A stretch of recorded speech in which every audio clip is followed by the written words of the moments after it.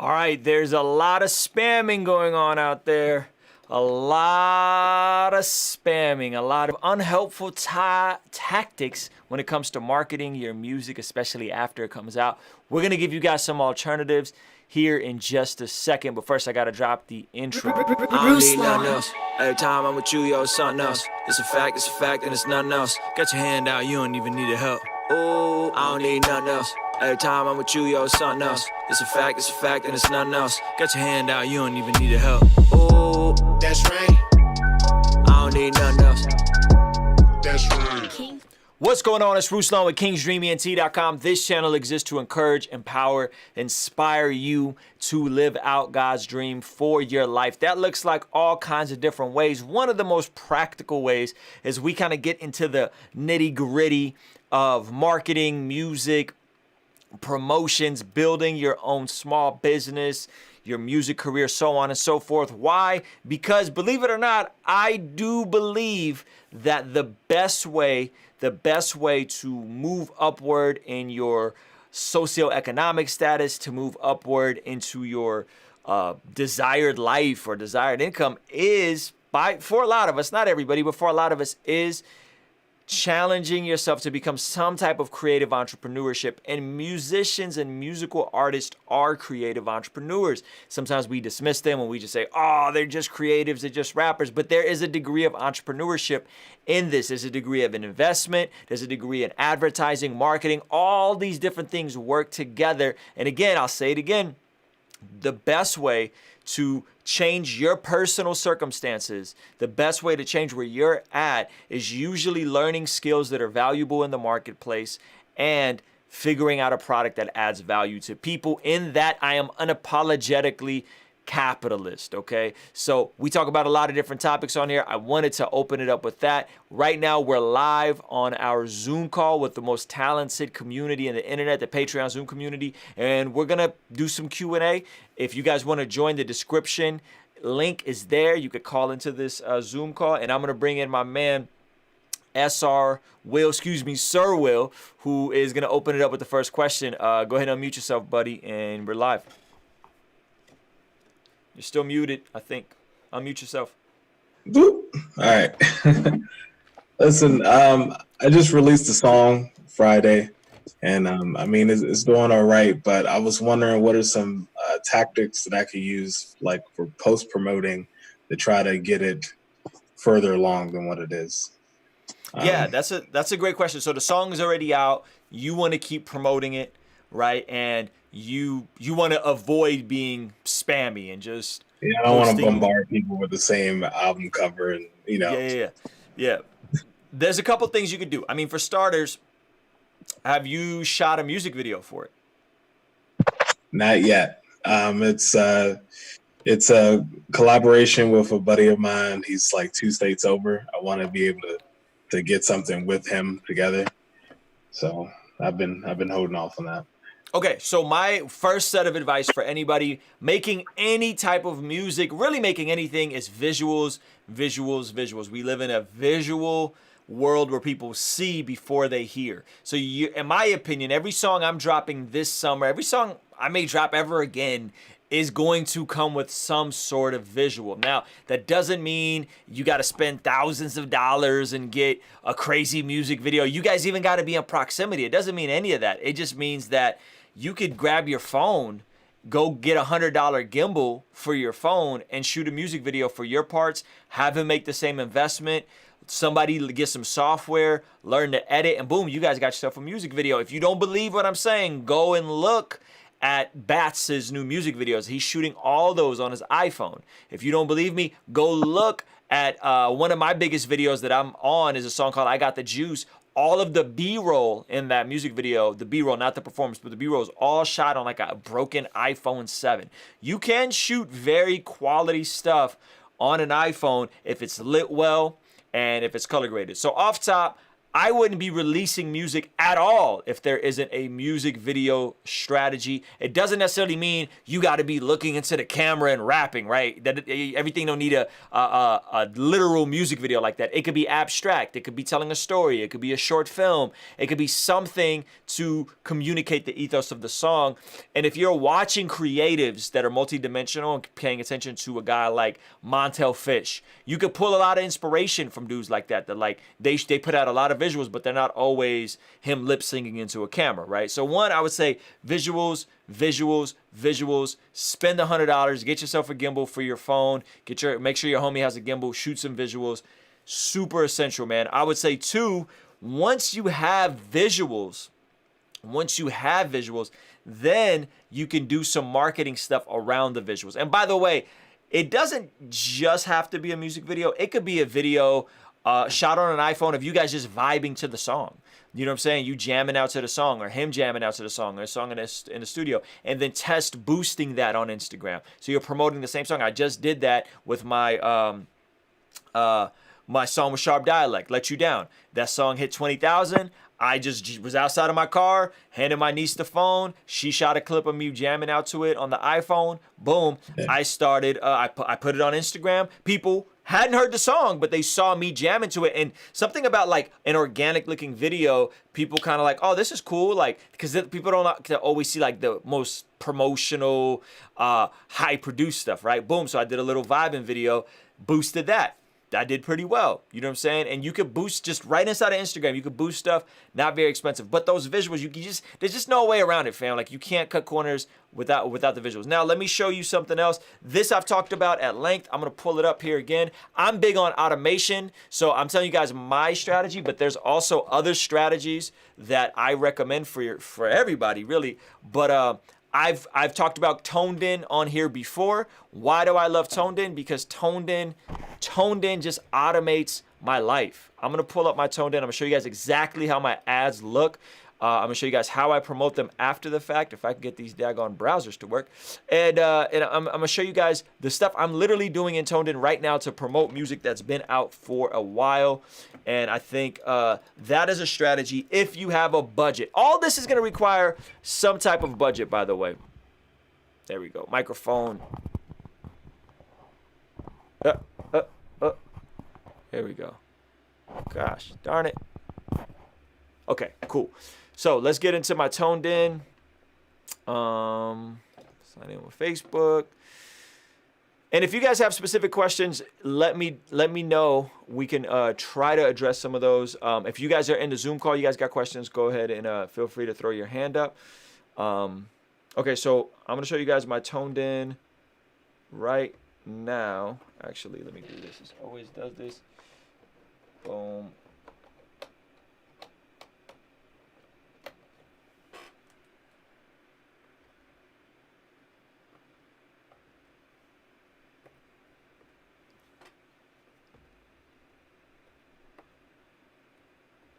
Goodness. Okay, hold up. See what happens when you're having technical difficulties, guys. All right, it's all right though. Okay, we're gonna pull this other preset up. We got, okay, there we go. Now, all right, here we go. Goodness gracious. Sorry about that, fellas. All right, so if you guys probably can't see it inside of Zoom, but if you hop on there, you could check it out. So here's my toned in. Here are all the campaigns I'm running in real time. I'm doing an empathy over apathy pre-order. In toned in, this is a campaign that's pre-sell a shirt. You guys should go pre-order the empathy over apathy. It's right there. Here is my Instagram stories Spotify growth campaign, right? If you go into toned in, I've recommended it. You can create under playbooks, you can create a Spotify growth campaign. That is what it's called. Let me show you guys. I'll show you guys where it is from the start. So you go here, campaigns, playbooks, right? Explore playbooks. And it is one of their newest features. It's super dope. It is called, if we go to music, right here, right? Spotify growth for artists. So I'm using Spotify growth for artists and Instagram growth I'm not using YouTube growth. I'm about to come back to it, but let me just show you guys the actual creatives that I have in my Spotify growth for artists. Update, this is it right here. So this is the campaign, right? I think it's running at $10 a day. I'm just gonna hit edit campaign so you guys could see my actual creatives right inside of the campaign. Hopefully you guys could sort of see them as they load up, and we'll give you guys like kind of like the behind the scenes look of everything that I'm running in Toned In.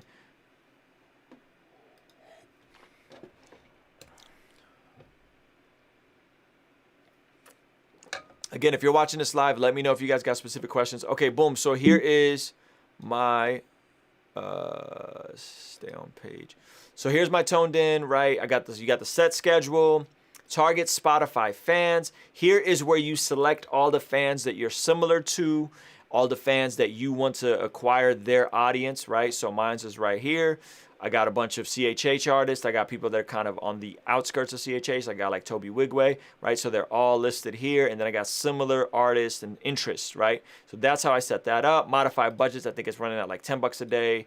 Okay, here's the key right here. Songs are all out. I'm doing this for songs that are already out. Why do I love this? Because it helps me promote songs that are already out, right? A lot of you guys want to promote songs that are already out without being spamish. Here it is, $10 a day plus whatever. I think it costs $50. So this is a song called Let You Down. I just got a little 15-second swipe up right here. Boom. You know what I'm saying? And then we got Gimme That. This is an old song. It's from last year, right? Gimme That. Boom. It's just a little 15-second clip. You guys can't hear the audio. You're not supposed to hear the audio. We got Breeze. This is a song from, what, 2018? So when we first put out Paul Russell, right? Boom. Just a little clip. My verse, 15-second verse of Give Me That Spotify logo. I made these in Final Cut Pro X, by the way. And then we got Nothing Else, right? This is, you guys heard the song Nothing Else. It's the intro on this vlog. Again, 15-second spot. These are Instagram story ads, right? Instagram story ads. And then I just created this one today. I just updated this today. This is for NYC Freestyle, my song with Stephen Malcolm, right? I couldn't get the video vertical because it didn't have enough, we were too close in. So I created this little box. I put the title of the song. This one has lyrics and has Discover Ruslan on here. So I'm trying something new with this Discover Ruslan graphic, right?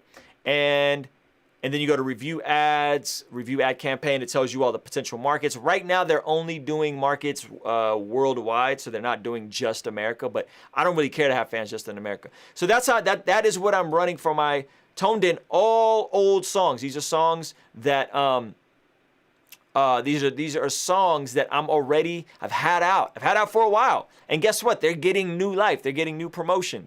Right? That's super dope. Here is my IG. The IG campaign is similar, right? And so the only difference for this is I don't have the Spotify logo. I'm not directly targeting Spotify people. So all the same ads, the only difference is I added the ad of me vibing inside of the car here, and I added this ad. And I think all these say Discover Ruslan, right? So these are always running, always promoting older songs.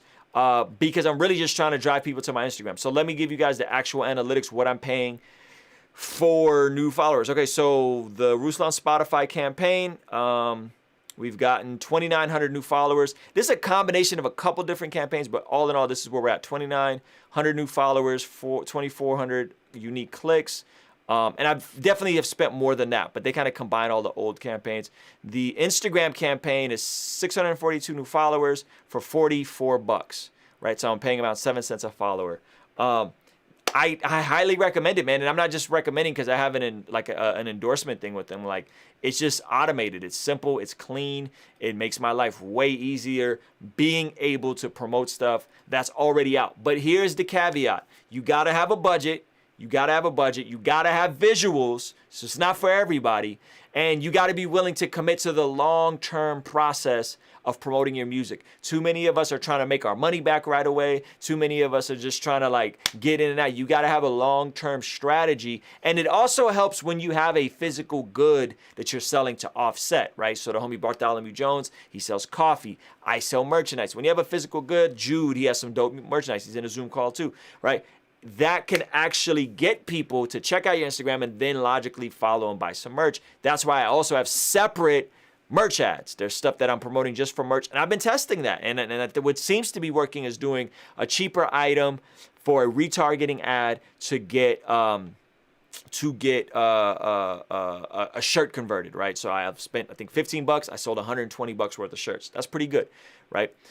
Big idea on all advertising is you want to have a funnel for people to discover your content, discover what you're doing, visibility, and then you want to have some type of retargeting where you're getting them to, people that have engaged with you, that you're getting them to hopefully buy something. This is the long-term sustainability of being able to run a music business, right? Because if you're not selling anything, how are you going to be able to keep paying for stuff?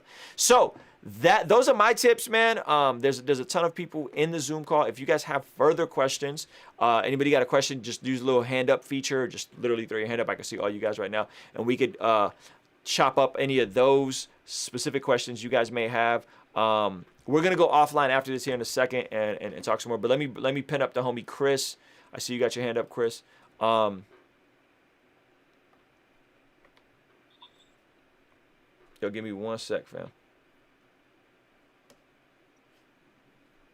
Give me 1 sec.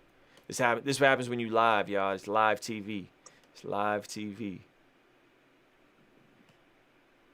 Okay, boom. All right, Chris, you're live, my G. Hey, what's going on? I don't know why my camera looks weird like that. Okay, I guess I'm in the future. It's actually me. Hold on. Okay.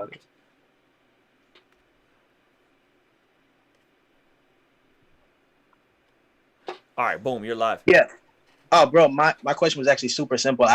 Did you call this thing that you were using tuned in or toned in? Toned in. I'll put it in the description of this video as well, just so people have access to it. But yeah, toned in. It does cost money. You can get a trial, I think, of, I believe, 7 days or 14 days or something like that. Okay. And so, get into it right. I'm gonna make sure that that's pinned up in the description. There's a couple different tiers, so it does cost money. So again, this is not for everybody. If you do not have an advertising budget, this is not for you. But I do recommend that people start advertising and budgeting money to advertise as soon as possible. One of the biggest mistakes I made in my career is not allocating funds for advertising. Like I dropped the ball big time with that, because it is just something that was, in hindsight, just such a no-brainer. But I'm not discovering until like now, right? Like when in reality, I could have been working my job and having my side hustle and pouring money into advertising. Right. I didn't, because it just felt so inauthentic. But really, that's how people build personal brands, is they put money in advertising. You know what I'm saying? Build audiences. Makes sense. Perfect. Gotcha. Yeah, man. Thank you, bro. Appreciate you, bro. All right, I'm going to bring in my homie Philip. Got his hand up. What up, man? You're live. Yo, what's up, man? So I have been working on a couple of teas with a graphic designer. I've been doing a lot of stuff that's kind of connecting like my teaching stuff, and just like I do a lot of speaking and stuff like that. That's just kind of my thing, is influencing. So trying to take that also and apply it to the brand. And so a lot of stuff specifically in the lane of justice. I just did a conference. I don't know if I told you about this. I did a conference, like a live stream conference, shortly after George Floyd was killed. It was really successful. We had everybody donate. People literally donated like upwards of $2,000 in like 3 nights. It's crazy. That's awesome. So just like I understand, I say that to say, not they weren't directed to me, but to the other speakers. I have about 9 speakers. So it was one of those things where I'm trying to utilize the opportunity that we have right now to speak truth while not being like a fiend and trying to profit off of somebody's death. So I'm not like using anybody's names or anything like that, but just specific things with specific taglines. The truth is I've done shirts before, but I've never really done it well. And so my question is like, kind of like, what's the best route to get shirts made? Like I seen your pre-order stuff. Like I don't really know all that. And I have people I can reach out to about it, but I just seen it done well for you. So I figured I'd ask about it, like to get them made. If you have a graphic already, like if somebody already gave you one, like how to give it to somebody to make it, and then like how to put it out well without like killing your own bank or over assuming, how much people are going to pay for it. Yeah. Well, the best way to do anything is to run a pre-order campaign, right? So first start with a design, test it on some people, see if people give you positive feedback. Once you have that positive feedback, you've tested it, this works, people want this shirt, right? Then run a pre-order campaign. Why do we run pre-order campaigns? We run pre-order campaigns to let the consumer pay for the thing so you ain't got to come out of pocket, right? So many people look over this. They got this idea and they think it's the most genius idea. This idea is going to pop. And then they go spend $1,000 and get 72 shirts made, and them 72 shirts sit and don't sell, right? When you have a pre-order campaign, you're getting your bread up front. You're making the profit really up front. You know what I'm saying? And then that's like protecting you from too much financial risk, and giving you a healthy gauge of what is this shirt going to cost, what, you know what I'm saying? All those types of things. And then I think from there, you have to then figure out what is the most efficient way to get it made, right? So for someone like me, I do everything in-house. I think you kind of know my system. I don't want to explain it all through the YouTube right now, but I do everything in-house. Bartholomew Jones does everything in-house, right? And for us, it makes sense, right? Because we can do it ourselves. I could do 100 shirts in a night if I need to, right? It's not a ton of work. For you, it may not make sense. You may need to partner with a print shop. You know what I'm saying? But the short answer is alleviate as much risk as possible by making sure the idea is fire and that there is a demand for it. How you can do that, organic ways, where start seeing if you could get a single piece of the shirt made and start wearing it in your music videos or your videos of you just on TikTok or on Instagram, right? And let people ask for it. That's a good way to just see if there's demand for something. The biggest mistake people make with merch is they just jump out the window, get a bunch of pieces made, and then it just sits, and then they lose a bunch of money and they don't really have a plan to sell it. I don't want anybody here doing that. I want you guys to know that you got a product that works. So in using Bartholomew Jones as the recent prototype, if you will, he posted the "Love Black People Like You Love Black Coffee" graphic, just as a graphic, and people were like, "This is brilliant. I want this on a shirt." He made it on his phone. You know what I'm saying? Made it on his phone, but he knew it was in demand. Boom, then dropped the shirt, pre-order. Because, again, I don't do debt. I don't borrow money from anybody, right? Drop the pre-order. The pre-order did 1,000 pre-orders. Now they're different conversations. Now, do I go to a print shop? Do I do it in-house? What's my time worth, right? So I think that the biggest thing is just starting with an idea that's going to work. When you have that idea, test it out on people, then put up a pre-order, then take that bread and figure out the ways to get it done efficiently, whether you do it yourself or you outsource to a print shop. Quick question on the pre-order thing. Yes. Because that's like all this is helping me immensely. What means would you say is like the way that like you do so like with me, I don't know of pre-order outside of like a platform. So like in my head, when you say pre-order, it's like I already have a platform that I'm already using to make these shirts, and I'm pre-ordering through that. Like, were you doing like PayPal or like I don't know what you were like on that end. I don't know if that's too specific for this. Yeah, I would do Squarespace or Shopify. You should have a website with a Squarespace or Shopify store on it, right? Shopify seems to be more intuitive. I don't know how well of a website you can build just through Shopify, but that seems like the better e-commerce option than Squarespace. I use Squarespace because my website is through Squarespace and I'm just used to it and I don't want to like move everything over to Shopify. But yeah, get a shop up and literally create a mock of your design that says pre-order will fulfill and and it's only available for a window of time. That's the thing if you're really paying attention, a lot of people are doing limited drops. We're doing this shirt. It's only available right now. Once it sells out, we're done. We're not making any more of these, right? And when people do that, it just creates a huge amount of demand, and then it gets to you. It creates that urgency and that scarcity, which are huge, powerful concepts when marketing something. If it's urgent and it's scarce, then people want it. If it's like we're always gonna have this marquee shirt available, I'll get it when I get it, fam. I'll wait until I get my taxes back. You know what I'm saying? But if it's like, yo, it's right now, and it's priced reasonably, so you're doing a $20 pre-order, right? And you should be able to price the shirt at that point and still make a profit. Got you. I really appreciate it, man. Thank you. Yeah, it's a great question. I'm gonna bring in a homie. Bats. Yo, you are live, good sir. You look very surprised. Hey, what's good? My bad. I was doing something, but yeah, my question is, it's more of like when I upload I have my song for Hate coming out soon, and it has a music video.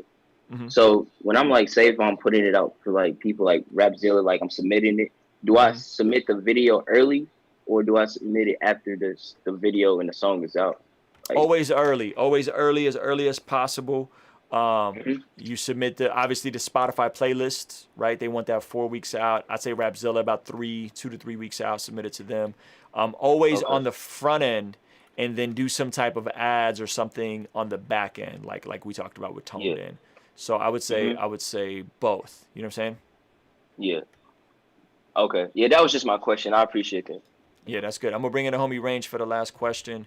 We're gonna go offline. If you guys want to hop into this chat, man, you can. The link's in the description for the Toned In trial and for the Patreon. You can come in. We're gonna be hanging out offline. I mean, well, off YouTube. We'll be online because it's Zoom. But we'll be online. Range, what's up, bro? What's your question, my guy? What's goody, man? Real quick, I also wanted to say to homie who was worried about how to advertise your stuff without being spammy, at least to your own audience. I think it would be a dope idea to post things of you kind of jamming out to your own music as like a preview. You could always do that too instead of posting like the album cover. I think people tend to find that to be entertaining or interesting if they're already following you. And my question would be, for the song that I put out in January, The Man, there's only a lyric video to that. Would you suggest running a Toned In ad using the lyric video, or would you say not to do that? I think the great thing about Toned In is it lets you try different creative options. So it A/B tests different options. So what I'm gathering is I'm watching and I'm looking at what stuff is working best for my Toned In, and I'm always swapping out my creative option. So I have the NYC freestyle. First time I'm trying captions. I've never tried captions. I'm gonna see how those captions work. And then I'm trying videos that are not so produced. So just me kind of vibing videos, right? I'm trying those out. Do people like those? And kind of a more of a humble approach, right? I don't plan on trying lyric videos. My man Andrew Southworth, shout out to Andrew. His YouTube channel is amazing for stuff just like this. Andrew said lyric videos are very bad for ads in general. I didn't know that, so that's an interesting thing. I think, bro, I think you could shoot a video on your iPhone, you know what I'm saying, for a song that was out 6 months ago. I'm about to start doing, hopefully, if I can figure it out, weekly videos or bi-weekly videos for old songs. You know what I'm saying? Because I feel like I got a dope back catalog that people are asleep on, that there's new people coming in. I'm about to start putting out based on Spotify analytics, what are my top 10 songs that don't have music videos, right? And reshooting videos for those. Why not? You know what I'm saying? So I would, faces are good, man. Thumbnails, faces are good for Instagram. You know what I'm saying? Faces, eyes, these are just things that people tend to click on more. Again, according to Andrew, he said lyric videos are very bad for ads in general. That makes sense considering how well faces do. He said same with visualizers as well. Best for rappers to use a phone and shoot a clip of you rapping to the track. Yeah, or even like one of those Triller music videos. Try that. Try a one with captions. Try a produced one, and then try one that, because again, you're talking about a 15-second video, right? So you could try multiple things, and if it's one of your top songs on Spotify, you could send people straight to your Toned In Spotify growth, and boom, try it there. So I would A/B stuff. That's what I'm trying to say. That's a great question, man. Yo, we're gonna get off of YouTube. Outline. Appreciate you guys who are here. If you guys got further questions, feel free to hop onto Patreon, hop in our Zoom call. We're gonna be chopping it up for a little bit longer. Give this video a like, thumbs up, all that good stuff. Yeah, man, this has been fun. Thank you guys so much.